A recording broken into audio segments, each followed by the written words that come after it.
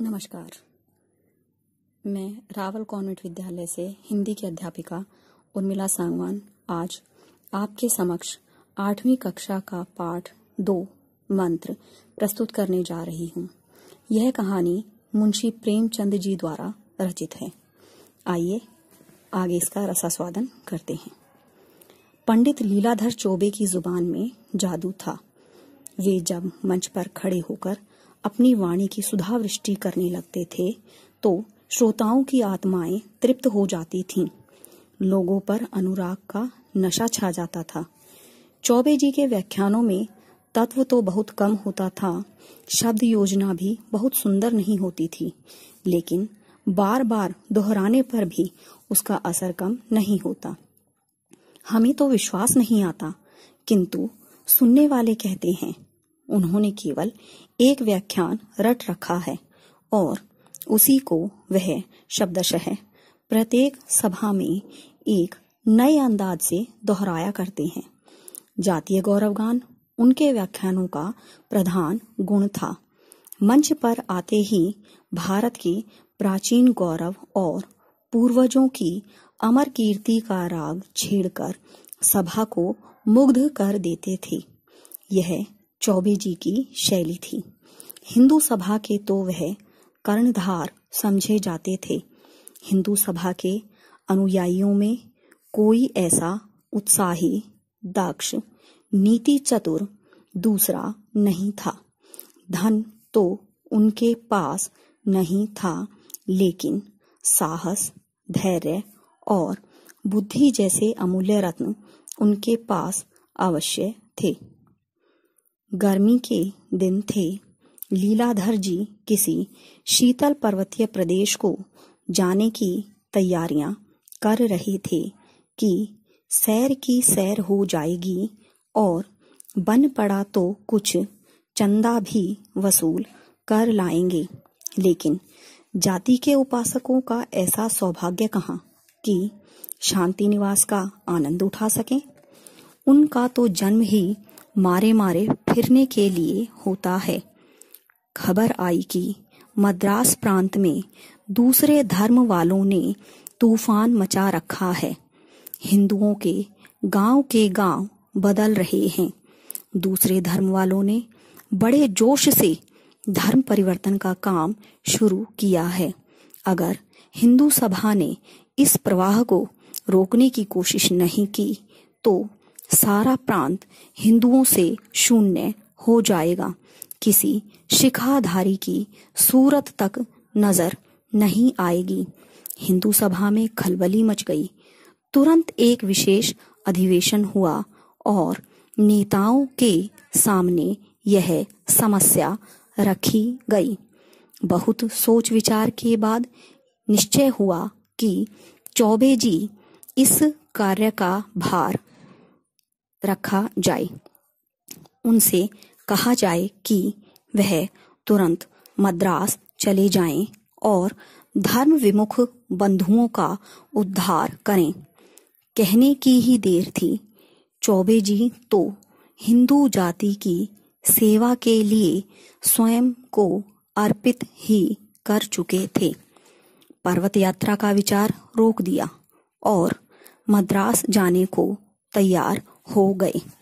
मद्रास में आबादी से दूर खुले मैदानों में हिंदू सभा का पड़ाव पड़ा। शामियाने पर संस्था का झंडा लहराने लगा। सेवकों ने अपनी अपनी वर्दियां निकाली। स्थानीय धन कुबेरों ने दावत के सामान भेजे। चारों ओर चहल पहल हो गई, मानो किसी राजा का कैंप लगा हो। रात के 8 बजे थे। उपेक्षित वर्ग के लोगों की एक बस्ती के समीप सेवक दल का कैंप गैस के प्रकाश से जगमगा रहा था। सैकड़ों आदमियों का जमाव था, जिनमें अधिकांश उपेक्षित वर्ग के लोग ही थे। उनके लिए अलग टाट बिछा दिए गए थे। ऊंचे वर्ण के हिंदू कालीनों पर बैठे हुए थे। पंडित लीलाधर का धुआंधार व्याख्यान हो रहा था।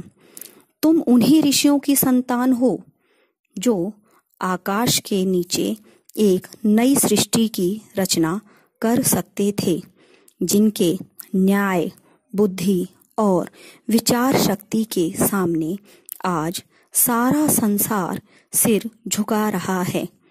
सहसा एक बूढ़े चौधरी ने उठकर पूछा, हम लोग भी उन्हीं ऋषियों की संतान हैं? लीलाधर, निसंदेह तुम्हारी धमनियों में भी उन्हीं ऋषियों का रक्त दौड़ रहा है। तुम किसी हिंदू से नीचे नहीं हो, चाहे वह स्वयं को कितना ही ऊंचा समझता हो। बूढ़ा, तब तुम्हारी सभा हम लोगों की सुधि क्यों नहीं लेती? लीलाधर, हिंदू सभा का जन्म अभी थोड़े ही दिन पहले हुआ है और इस अल्पकाल में उसने जितने काम किए हैं उन पर उसे अभिमान हो सकता है। बूढ़ा, आप सब इन्हीं महात्माओं की संतान हैं, तो फिर ऊंच नीच में क्यों इतना भेद मानते हैं? लीलाधर, इसलिए कि हम पतित हो गए हैं, अज्ञान में पड़कर उन महात्माओं को भूल गए हैं। बूढ़ा, अब तो आपकी निंद्रा टूटी है, हमारे साथ भोजन कीजिएगा। लीलाधर, मुझे कोई आपत्ति नहीं है। बूढ़ा, मेरे लड़के से अपनी कन्या का विवाह कीजिएगा।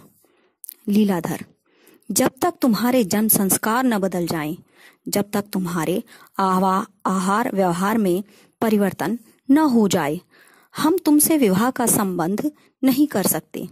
मांस खाना छोड़ो, मदिरा पीना छोड़ो, शिक्षा ग्रहण करो, तभी तुम उच्च वर्ग के हिंदुओं से मिल सकते हो। बूढ़ा, हम कितने ही ऐसे कुलीन ब्राह्मणों को जानते हैं जो हमारी तरह सब कुछ करते हैं, पर आपको उनके साथ भोजन करते देखता हूँ। उनसे विवाह संबंध बनाने में आपको कदाचित इनकार नहीं होगा। जब आप स्वयं अज्ञान में पड़े हुए हैं तो हमारा उद्धार कैसे करेंगे? आपका हृदय अभी तक अभिमान से भरा हुआ है। जाइए, अभी कुछ दिन और अपनी आत्मा का सुधार कीजिए, हमारा उद्धार आपके किए नहीं होगा। लीलाधर, वर्ण भेद तो ऋषियों का ही किया हुआ है, उसे तुम कैसे मिटा सकते हो? बूढ़ा, ऋषियों को मत बदनाम कीजिए, यह सब पाखंड आप लोगों का रचा हुआ है। आपके धर्म में वही ऊंचा है जो बलवान है, वही नीच है जो निर्बल है, यही आपका धर्म है।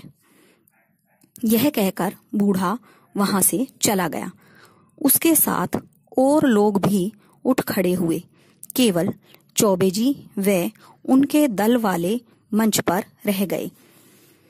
अन्य धर्म वालों ने जब चौबे जी के आने की खबर सुनी थी, इसी फिक्र में थे कि किसी उपाय से इनको यहाँ से दूर करना चाहिए। चौबे जी का नाम दूर दूर तक प्रसिद्ध था। वे जानते थे यह यहाँ जम गया तो हमारी सारी मेहनत व्यर्थ हो जाएगी। उपाय सोचे जाने लगे। बहुत मंथन के बाद निश्चय हुआ कि इसका कत्ल कर दिया जाए। 2 हट्टे कट्टे जवानों ने तुरंत बीड़ा उठा लिया। रात के 10 बज गए थे। हिंदू सभा में सन्नाटा था। केवल चौबे जी अपने कैंप में बैठे हिंदू सभा के मंत्री को पत्र लिख रहे थे। सहसा किसी की आहट पाकर वह चौंक पड़े। आंखें ऊपर उठाई तो देखा 2 आदमी सामने खड़े हैं। पंडित जी ने शंकित होकर पूछा, आप कौन हैं? क्या काम है? उत्तर मिला, हम यमराज के फरिश्ते हैं, तुम्हारी रूह पर कब्जा करने आए हैं। यमराज ने तुम्हें याद किया है। पंडित जी ने एक बार कनखियों से उनकी तरफ देखा। भागने का मौका नहीं था। तब उनमें साहस का संचार हुआ। भय की पराकाष्ठा ही साहस है। अपने सोटे की तरफ हाथ बढ़ाया और गरज कर बोले, निकल जाओ यहाँ से। बात मुंह से पूरी नहीं निकली थी कि लाठियों का वार पड़ा। पंडित जी मूर्छित होकर गिर पड़े। शत्रुओं ने समीप आकर देखा, जीवन का कोई लक्षण नहीं था। समझ गए काम तमाम हो गया। उन्हें जो कुछ हाथ लगा उसे लेकर चलते बने। प्रातःकाल उपेक्षित वर्ग का बूढ़ा चौधरी उधर से निकला तो सन्नाटा छाया हुआ था। समीप जाकर पंडित लीलाधर के कैंप में झांका तो कलेजा सन्न हो गया। पंडित जी जमीन पर मुर्दे की तरह पड़े हुए थे। मुंह पर मक्खियां भिनक रही थी। सिर पर बालों में रक्त जम गया था। सहसा पंडित जी के मुंह से करहाने की आवाज निकली। अभी जान बाकी थी। बूढ़ा तुरंत दौड़ा और गांव में आया और कई आदमियों को साथ लाकर पंडित जी को अपने घर उठवाकर ले गया। मरहम पट्टी होने लगी। बूढ़ा और सारे गांव वाले उनकी सेवा में जुट गए। महीने भर के बाद पंडित जी चलने फिरने लगे और अब उन्हें ज्ञात हुआ कि इन लोगों ने मुझ पर कितना उपकार किया है। उन्हें अनुभव हुआ कि मैं जिन लोगों को नीच समझता था और जिनके उद्धार का बीड़ा उठाकर आया था, वे मुझसे कहीं ऊंचे हैं। 3 महीने गुजर गए। न तो हिंदू सभा ने पंडित जी की खबर ली और न घर वालों ने। सभा के मुखपत्र में उनकी मृत्यु पर आंसू बहाए गए। उनके कार्यों की प्रशंसा की गई और उनका स्मारक बनाने के लिए चंदा खोल दिया गया। घर वाले भी रो पीट कर बैठे रहे। उधर पंडित जी दूध और घी खाकर स्वस्थ हो गए। उनमें एक नए जीवन का संचार हो गया। पंडित जी घर लौटने की तैयारियां कर रहे थे। तभी गांव पर प्लेग का आक्रमण हुआ और गांव के 3 आदमी बीमार हो गए। बूढ़ा चौधरी भी उन्हीं में से एक था। घर वाले इन रोगियों को छोड़कर भाग खड़े हुए। वहां का दस्तूर था कि जिन बीमारियों को वे लोग देवताओं का कोप समझते थे, उनके रोगियों को छोड़कर चले जाते थे। उन्हें बचाना देवताओं से बैर मोल लेना था। पंडित जी को भी लोगों ने साथ ले जाना चाहा, किंतु पंडित जी नहीं गए। उन्होंने गांव में रहकर रोगियों की रक्षा करने का निश्चय किया। उपकार ने उनकी आत्मा को जगा दिया था। बूढ़े चौधरी ने तीसरे दिन होश आने पर जब उन्हें अपने पास खड़े देखा तो बोला, महाराज, तुम यहाँ क्यों आ गई? मेरे लिए देवताओं का हुक्म आ गया है। अब मैं किसी तरह नहीं रुक सकता। तुम क्यों अपनी जान जोखिम में डालते हो? मुझ पर दया करो, चले जाओ। लेकिन पंडित जी पर कोई असर नहीं हुआ। वह बारी बारी से तीनों रोगियों के पास जाते और कभी उनकी गिल्टियां सेकते, कभी उन्हें पुराणों की कथाएं सुनाते। जब 3 दिन सेक बांध करने पर भी रोगियों की हालत नहीं संभली तो पंडित जी को बड़ी चिंता हुई। शहर वहां से 20 मील पर था। वह अकेले शहर को चल दिए और 10 बजते बजते वहां जा पहुंचे। अस्पताल से दवा लेने में बड़ी कठिनाइयों का सामना करना पड़ा। गवारों से अस्पताल वाले दवाओं का मनमाना दाम वसूल करते थे। पंडित जी को मुफ्त क्यों देने लगे? डॉक्टर के मुंशी ने कहा, दवा तैयार नहीं है। पंडित जी के बहुत गिड़गिड़ाने पर भी वह दवा देने को तैयार नहीं हुआ। तभी डॉक्टर साहब स्वयं अपने बंगले से निकल आए। पंडित जी लपक कर उनके पैरों में गिर पड़े। अनुनय विनय की, परंतु सब व्यर्थ। अंततः डॉक्टर साहब ने अपने पास से 10 रुपए में दवा देने की बात कबूल की। इस समय पंडित जी को 10 रुपए 10 लाख जान पड़े। इतने रुपए वे कभी भी एक दिन में उड़ा दिया करते थे, पर इस समय तो धेले धेले को मोहताज थे। भिक्षा के सिवा दूसरा कोई उपाय नहीं था और भिक्षा उन्होंने कभी मांगी नहीं थी। वे बाजार में जाकर एक दुकान के सामने खड़े हो गए। कुछ मांगने की हिम्मत नहीं पड़ी। दुकानदार ने पूछा, क्या लोगे? पंडित जी बोले, चावल क्या भाव है? मगर दूसरी दुकान पर पहुंचकर वह ज्यादा सावधान हो गए। सेठ जी गद्दी पर बैठे हुए थे। पंडित जी आकर उनके सामने खड़े हो गए और गीता का एक श्लोक पढ़ सुनाया। उनका शुद्ध उच्चारण और मधुर वाणी सुनकर सेठ जी चकित हो गए। पूछा, कहाँ स्थान है? पंडित जी, काशी से आ रहा हूँ।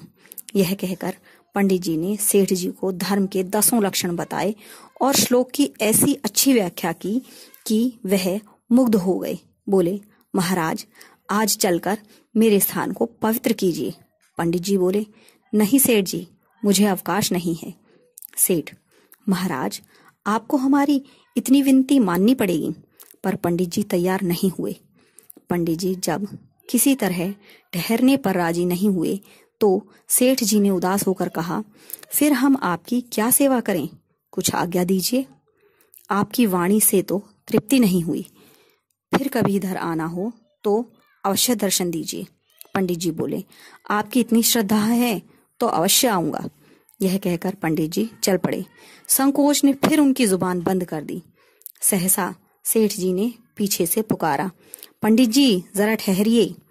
सेठ जी ने एक गिन्नी निकालकर उनके पैरों में रख दी तो उनकी आंखों में एहसान के आंसू छलक आए हैं। अब भी सच्चे धर्मात्मा इस संसार में। पंडित जी दवाएं लेकर घर चले तो हर्ष, उल्लास और विजय से उनका हृदय उछल रहा था। वे गांव पहुंचे और तीनों बीमार रोगियों को दवा खिलाई। रोग घातक नहीं था। पंडित जी की सेवा और दवा से 1 सप्ताह के बाद तीनों रोगी अच्छे हो गए। पंडित जी की कीर्ति दूर दूर तक फैल गई। उन्होंने यम देवता से घोर संग्राम करके इन तीनों आदमियों को बचा लिया था। उन्होंने देवताओं पर भी विजय पा ली थी। असंभव को संभव कर दिखाया था। वह साक्षात भगवान थे। उनके दर्शनों के लिए लोग दूर दूर से आने लगे। किंतु पंडित जी को अपनी कीर्ति से इतना आनंद नहीं होता था जितना रोगियों को चलते फिरते देखकर। चौधरी ने कहा, महाराज, तुम साक्षात भगवान हो। तुम नहीं आते तो हम नहीं बचते। पंडित जी बोले, मैंने कुछ नहीं किया। यह सब ईश्वर की दया है।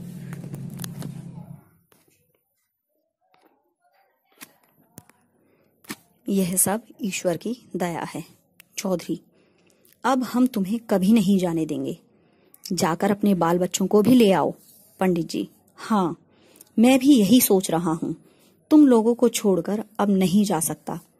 पंडित जी अब अपने ब्राह्मणत्व पर घमंड करने वाले पंडित जी नहीं थे। उन्होंने शूद्रों और भीलों का आदर करना सीख लिया था। उन्हें छाती से लगाते हुए अब पंडित जी को घृणा नहीं होती थी। लोगों के आचरण आप ही सुधरने लगे। पंडित जी ने किसी का उद्धार नहीं किया। उन्हें अब उद्धार का नाम लेते शर्म आती थी। मैं भला इनका क्या उद्धार करूंगा? पहले अपना तो उद्धार कर लूं। ऐसी निर्मल एवं पवित्र आत्माओं को उद्धार के ढोंग से अपमानित नहीं कर सकता। यह मंत्र था जो उन्होंने उन चांडालों से सीखा था और इसी के बल से वह अपने धर्म की रक्षा करने में सफल हुए थे। धन्यवाद।